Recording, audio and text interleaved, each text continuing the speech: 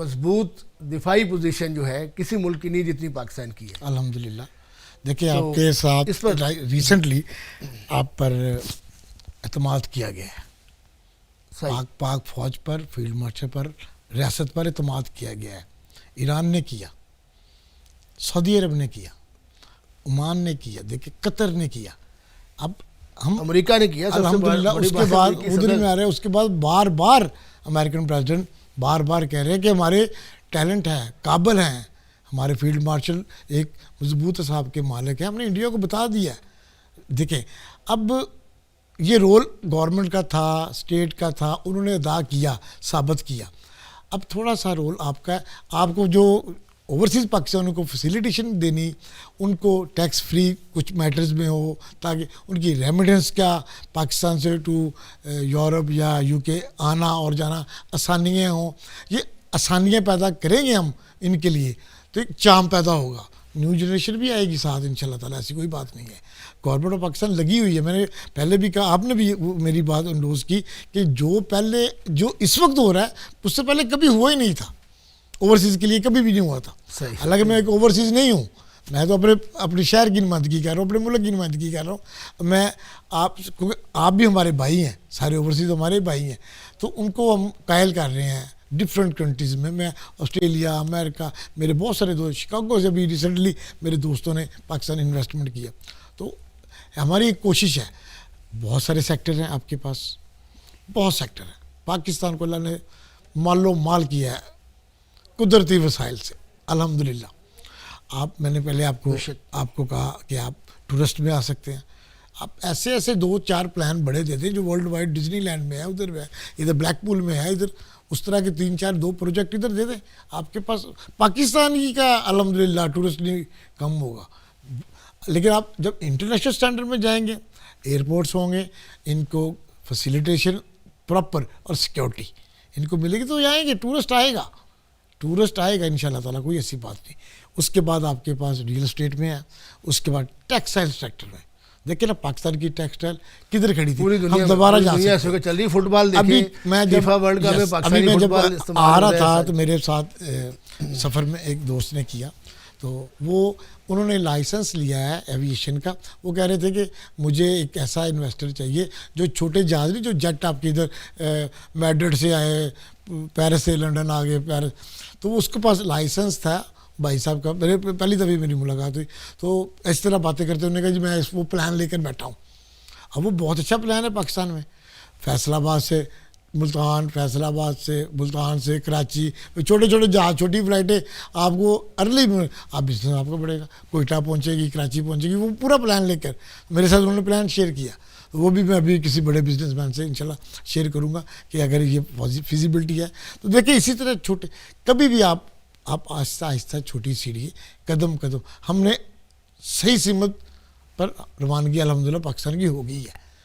آنے والے وقتوں میں پاکستان الحمدللہ انشاءاللہ تعالی دنیا میں ایک چمکتا ستارہ بن کے ابھرے گا. ہمارے پاس 65% یوتھ ہے جو بیٹھی ویٹ کر رہی ہے. وہ صرف ہلکا سا انہیں وہ چاہیے. ان میں ٹیلنٹ بھی ہے، یہ نہیں کہ وہ ٹیلنٹڈ نہیں ہے، بہت ٹیلنٹڈ ہے پاکستانی قوم. آپ بھی پاکستانی، آپ کو پتہ ہے. تو الحمدللہ میں اس دفعہ انشاءاللہ بہت اپرچونٹیز ہیں. اس بجٹ میں بھی ہمیں امید ہے کہ ہم IMF کو بھی فیس کرتے کرتے اپنی اکانومی کو بھی سروائیو کرنا ہے. ہماری اکانومی سروائیو ہوگی تو IMF سے جان چھوٹے گی، ادروائز ہم اور سٹک ہو جائے گی، پھر اور سٹک ہو جائے گی. اس لیے پہلے گورنمنٹ کو لوکل اکانومی جتنی بھی ہماری اس کو معیشت کو سہارا دینے کے لیے مختلف پلانس دینے پڑیں گے تاکہ ہماری انڈسٹری چلے، ہمارا روزگار چلے. ایشوز ہیں، بہت سارے ایشوز ہیں، لیکن گورنمنٹ لگی ہوئی ہے. ہم دیکھ رہے ہیں، سیریز ہے. میں نے کہا ادارے اس طرح کے ادارے نہیں رہے جس طرح کے پہلے ہوتے تھے. ادارے کام کر رہے ہیں، اداروں کو کام اسٹیٹ کروا رہی ہے. تو آہستہ آہستہ بہتری ہو جائے گی انشاءاللہ. اچھا سلیم صاحب، بہتری کی ہمیشہ امید کی جاتی ہے، لیکن اب جو حکومت نے نیا نظام دیا ہے جو اوورسیز پاکستانیوں کے لیے بڑی خوشخبری کہا جا رہا ہے کہ جی ان کی جائیدادیں جو ہیں جو قبضہ مافیا نے یا اپنے زیادہ تر میں نے دیکھا ہے رشتہ داروں نے قبضے کیے ہوئے ہیں. آپ زیادہ کیسز اٹھا کے دیکھ لیں، قانون سازی بھی آپ کو پتہ ہوئی ہے اور بھی ہو رہی ہے. تو اب وہ کہتے ہیں سپیڈی بنیادوں پر ہوں گی. یس اوورسیز کو انہوں نے پراورٹی دینی ہے، دے دی ہے.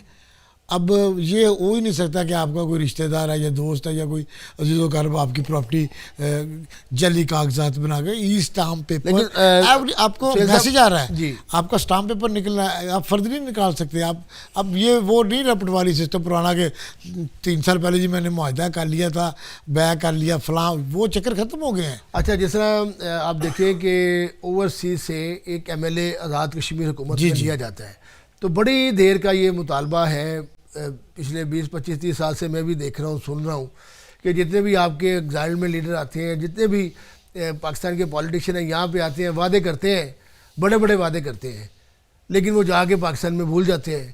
ادھر بڑے بڑے کھانے ہوتے ہیں، لوگ آتے ہیں، تقریریں کرتے ہیں، بڑے بڑے عزم کا اظہار کیا جاتا ہے، لیکن چند دن کے بعد وہ بات نہیں رہتی. لیکن کیا آپ نہیں سمجھتے کہ پنجاب اسمبلی کے اندر یا بلوچستان کے اندر یا سندھ اسمبلی کے اندر یا KPK کے اندر جو یہاں کے اوورسیز پاکستانی ہیں تو ان کو نمائندگی دی جانی چاہیے تاکہ وہ وہاں پر بیٹھ کر اپنے اپنے صوبوں میں، جس طرح پنجاب میں تو OPC ہے لیکن سندھ میں نہیں ہے، بلوچستان میں نہیں ہے، KPK میں بھی اس طرح سے نہیں ہے، قومی سوچ تو اس پہ فیڈرل میں ہے. اب کشمیر میں اس طرح سے OPC نہیں ہے، وہ صرف پاکستانی کمیشن جو ہے وہ نہیں ہے. میں سمجھتا ہوں یہ چاروں صوبوں میں، تاکہ وہ اپنے اپنے صوبے کی بھی نمائندگی کریں اور ساتھ اپنے پاکستان کی بھی نمائندگی کریں. پوری دنیا میں جو اوورسیز پاکستانی ہے وہ صرف پنجاب سے نہیں ہے. ظاہری بات ہے جی، ہمارا سندھی بھائی بھی ہے، بلوچی بھائی بھی ہے، ہمارے بلوچی بھائی بھی ہے. ٹھیک ہے، صحیح کہہ رہے ہیں.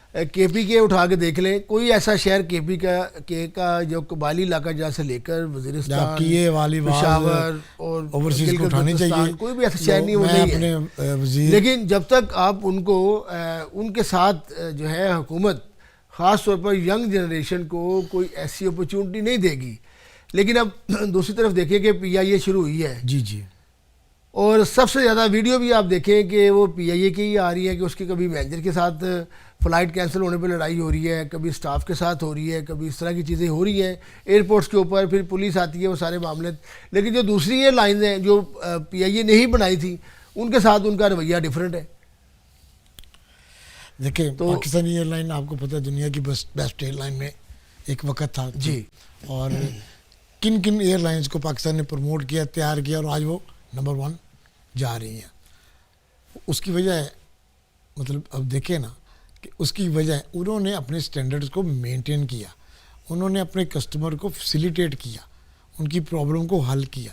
جب ہم بھی کریں گے تو ٹھیک ہو جائے گا، PIA انشاءاللہ تعالیٰ بیسٹ ہوگی، کریں گے. اب میں نے کہا ادارے کام کرنے شروع ہو گئے ہیں، اب وہ نہیں رہا پاکستان. لیکن صاحب جب تک کوئی ایسا لیکن پلان، جب جس طرح ہالیڈے ہوئی ہیں، جی عید آتی ہے یا کوئی دن دہاڑ آتا ہے، تو باقی ایئر لائنز کو دیکھیں وہ کرائے کم کر لیتی ہیں، لیکن PIA جو ہے وہ کرائے ڈبل ہو جاتے ہیں.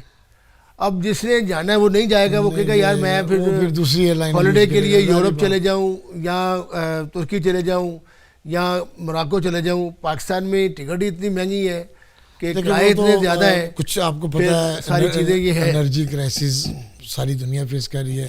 پاکستان میں نے کہا آپ کو کہ اب بھی پاکستان سب سے زیادہ فیس کر رہا ہے. اگر ہماری گیس بجلی کی چیزیں ساری سستی ہوں، ہماری ہر چیز ٹھیک ہو جائے، ہماری ٹیکسٹائل بھی چل پڑے، ہماری سیمنٹ انڈسٹری، باقی انڈسٹری، شوگر ملز، مطلب پاکستان میں کبھی کوئی نہیں ہے.